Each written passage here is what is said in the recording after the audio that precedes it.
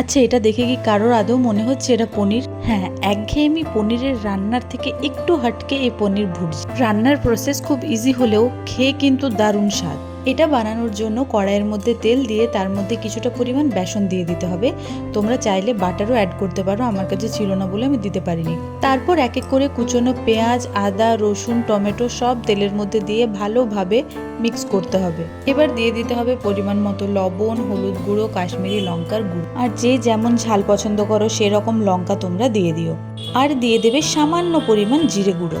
এবার অপেক্ষা করো মশলা থেকে তেল ছেড়ে আসা পর্যন্ত। তারপর দিয়ে দেবে একদম অল্প পরিমাণে জল। তারপর গ্রেডার দিয়ে পনিরটা ভালোভাবে গ্রেড করে মশলার মধ্যে অ্যাড করে দিতে হবে।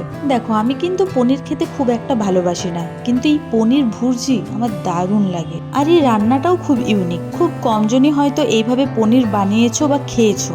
এবার পনিরটা মশলার সাথে ভালোভাবে মিশিয়ে নেওয়ার পর এর মধ্যে দিয়ে দিতে হবে অল্প পরিমাণ কাসুরি মেথি আর কিছুটা পরিমাণ গরম মশলার গুঁড়ো।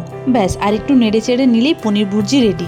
আমি শেষে একটু ফ্রেশ ক্রিম অ্যাড করেছি, এটা অপশনাল, তোমরা না দিলেও হবে। ব্যাস, আর কি, গরম গরম পনির ভুর্জি এবার রুটি বা পরোটার সাথে সার্ভ করুন। কথা দিচ্ছি সবার খুব পছন্দ হবে।